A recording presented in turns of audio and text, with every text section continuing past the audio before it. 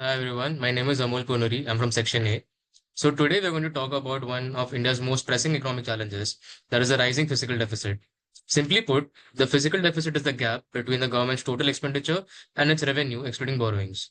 So if we talk about the financial year 23-24, India's physical deficit is projected at 5.9% of the GDP, which is lower than the pandemic years, but still higher than the pre-2019 levels. If not managed properly, a high physical deficit can lead to inflation, higher debt, and slower economic growth. One of the key laws that governs India's fiscal management is the Fiscal Responsibility and Budget Management (FRBM) Act 2003.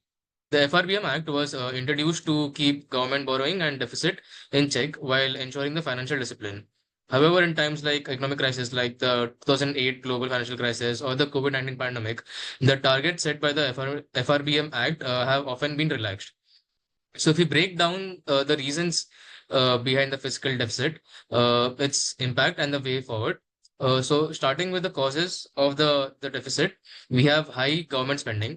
So the government spends heavily on infrastructure, defense, subsidies, and welfare schemes. For instance, in the Union Budget 23-24, around 10 lakh crore rupees were allocated for capital expenditure, which is the highest that has ever been allocated so far. In talking about the subsidies, it is essential for social welfare, but they also put a pressure on government finances. For example, the food subsidies were around 2 lakh crores, fertilizer subsidies were around 1.75 lakh crores, and the fuel subsidies and other subsidies also add to the burden. Uh, Next point is tax collection shortfalls. While GST and direct taxes contribute significantly, tax evasion and economic slowdowns often reduce the expected revenue. In FY 23-24, the gross tax revenue was estimated to be 33.6 lakh crores, but the indirect tax collection still faces some challenges. There's also rising debt service cost, which is standing around 81%. Uh, I mean, the debt to GDP ratio is standing around 81%, meaning a significant portion of the revenue goes towards repaying interest on loans rather than being productive investments. There are other external factors as well, like global events such as the Russia-Ukraine war, rising crude oil prices, and global recessions. All these impact India's import exports and the government spending.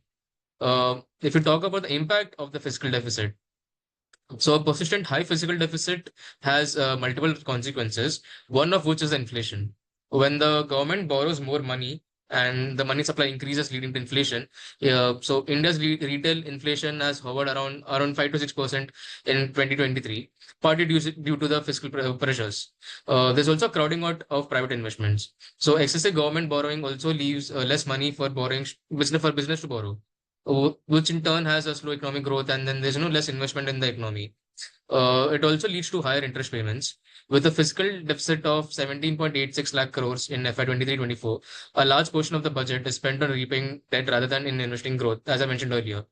Uh, Also, global agencies like Moody's and S&P monitor India's the fiscal health, and a worsened deficit could lead to a low credit rating, making it costly for India to borrow from global markets.